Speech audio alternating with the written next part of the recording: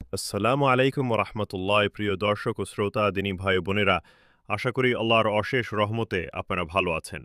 আপনাদের সামনে আজকে আমি আলোচনা করব ইসলামের ইতিহাসের এক হৃদয় বিদারক ও শিক্ষণীয় যুদ্ধ, উহুদের যুদ্ধ নিয়ে।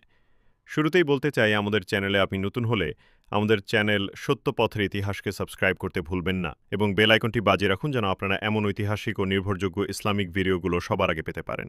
তাহলে চলুন শুরু করা যাক। উহুদের যুদ্ধ সংঘটিত হয়েছিল হিজরতের ৩য় বর্ষে শাওয়াল মাসের ৭ম অথবা একাদশ তারিখে, যা গ্রেগরিয়ান সালের হিসেবে প্রায় ৬৭৬ খ্রিস্টাব্দে। এই যুদ্ধে কাফের কুরাইশ বাহিনীর নেতৃত্ব দেন তৎকালীন মক্কার প্রভাবশালী নেতা আবু সুফিয়ান। তার সাথে ছিল প্রায় ৩,০০০ সশস্ত্র সৈন্য, যার মধ্যে ছিল ২০০ অশ্বারোহী এবং ৩,০০০ উট। অপরদিকে রাসূলুল্লাহ সাল্লাল্লাহু আলাইহি ওয়াসাল্লামের সাথে মদিনার মুসলমানদের সংখ্যা ছিল শুরুতে ১,০০০, কিন্তু মুনাফিকদের নেতা আব্দুল্লাহ ইবনে উবাই বিন সুলুল প্রায় ৩০০ লোক নিয়ে মাঝপথ থেকে ফিরে গেলে সাহাবীদের সংখ্যা দাঁড়ায় মাত্র ৭০০। এই তথ্যটি সহিহ মুসলিম হাদিস নম্বর ১৭৭৫-এও ইমাম ইবনে কাছিরের আল বিদায়া ওয়ান নেহায়া গ্রন্থেও বর্ণিত হয়েছে। বদরের যুদ্ধের প্রতিশোধ নেওয়ার মানুষে কুরাইশরা এই আক্রমণ করে। রাসূল সাল্লাল্লাহু আলাইহি ওয়াসাল্লাম সাহাবীদের সাথে পরামর্শ করে সিদ্ধান্ত নেন মদিনার বাইরে গিয়ে যুদ্ধ করার। এই যুদ্ধের প্রধান কৌশলগত ভুল ছিল পাহাড়ি গিরিপথে নিয়োজিত ৫০ জন ধনুর্বিদ সৈন্যদের একটি অংশ রাসূল সাল্লাল্লাহু আলাইহি ওয়াসাল্লামের নির্দেশ অমান্য করে যুদ্ধের ময়দান ছেড়ে দিয়ে মাল গনিমতের দিকে ছুটে যাওয়া। রাসূল সাল্লাল্লাহু আলাইহি ওয়াসাল্লাম বলেছিলেন, তোমরা তোমাদের অবস্থান ছেড়ো না। এমনকি যদি দেখো আমরা শত্রুদের পরাজিত করেছি, অথবা যদি দেখো তারা আমাদেরকে পরাজিত করছে, তবুও তোমরা এই অবস্থান ছাড়বে না যতক্ষণ না আমি তোমাদের আদেশ দিই। হাদিস সহিহ বুখারী ৪,০৪৩। কিন্তু কিছু সৈন্য এই নির্দেশ অমান্য করে সেখান থেকে সরে যায়, আর এই সুযোগটি লুফে নেয় কুরাইশ বাহিনীর ঘোড়সওয়ার বাহিনীর প্রধান খালিদ ইবনে ওয়ালিদ, যিনি তখনও ইসলাম গ্রহণ করেননি কিন্তু পরে ইসলাম গ্রহণ করেছিলেন রাদিয়াল্লাহু তাআলা আনহু। তো তিনি তখন পেছন থেকে আক্রমণ চালিয়ে দেন। এই সময় শত্রুপক্ষের হামলায় নবীজি সাল্লাল্লাহু আলাইহি ওয়াসাল্লামের সম্মুখের দাঁত মোবারক শহীদ হয়।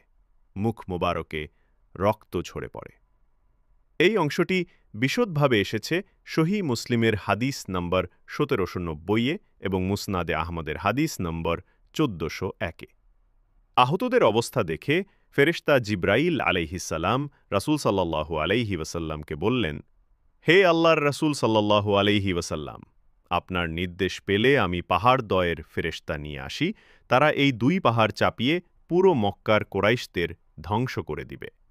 কিন্তু নবীজি সাল্লাল্লাহু আলাইহি ওয়াসাল্লাম উত্তরে বললেন, না, আমি তাদের ধ্বংস চাই না, বরং আশা করি এদের বংশধরদের মধ্য থেকে এমন কিছু লোক জন্মাবে যারা একমাত্র আল্লাহর ইবাদত করবে।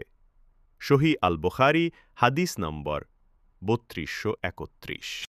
এই যুদ্ধে শহীদ হন ৭০ জন সাহাবী। তাদের মধ্যে সর্বশ্রেষ্ঠ শহীদ ছিলেন নবীজি সাল্লাল্লাহু আলাইহি ওয়াসাল্লামের চাচা হযরত হামজা রাদিয়াল্লাহু তাআলা আনহু। তার বুক বিদীর্ণ করে অন্তর বের করে হিন্দা চিবিয়ে ফেলেছিল। হিন্দা ছিল তৎকালীন মক্কার কাফের নেতা আবু সুফিয়ানের স্ত্রী। এটা ইতিহাসের এক করুণ দৃশ্য। হামজা রাদিয়াল্লাহু আনহুকে রাসূল সাল্লাল্লাহু আলাইহি ওয়াসাল্লাম আসাদুল্লাহ, আল্লাহর সিংহ উপাধিতে ভূষিত করেন। তাদের জন্য কোরআনে বলা হয়েছে, আর যারা আল্লাহর রাহে নিহত হয় তাদেরকে তুমি কখনো মৃত মনে করো না, বরং তারা নিজেদের পালনকর্তার নিকট জীবিত ও জীবিকাপ্রাপ্ত। সূরা আল ইমরান আয়াত নম্বর ১৬৯। প্রিয় দিনী ভাই ও বোনেরা, ওহদের যুদ্ধ আমাদের শিখিয়েছে আল্লাহ রাসূল সাল্লাল্লাহু আলাইহি ওয়াসাল্লামের নির্দেশ অমান্য করলে ক্ষতি হবেই, কারণ তিনি আল্লাহর হুকুমের বাইরে কোনো নির্দেশ দেননি। সেই সাথে এই যুদ্ধ এটাও শেখায় যে ধৈর্য এবং একতা ছাড়া বিজয় আসে না। আর হয়তো অনেকেই মনে করেন ওহদের যুদ্ধে মুসলিমরা হেরেছিল কারণ তাদের অনেক সৈন্য শহীদ হয়েছিল বা অনেক ক্ষতি হয়েছিল।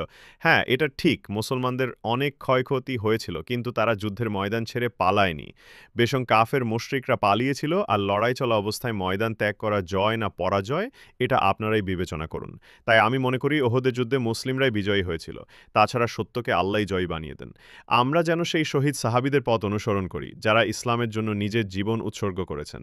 আল্লাহ আমাদের সকলকে ওহদের শহীদদের মতো ঈমানদার বানান। হে আল্লাহ, আমাদের অন্তরকে হেদায়েতের উপর অটল রাখুন।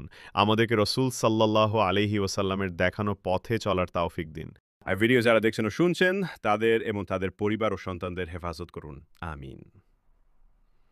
দিনী ভাই বোনেরা, আমাদের চ্যানেল সত্যপথের ইতিহাস সাবস্ক্রাইব করুন আর বেল আইকন চাপতে ভুলবেন না। দেখা হবে নতুন কোনো ভিডিওতে ইনশাআল্লাহ।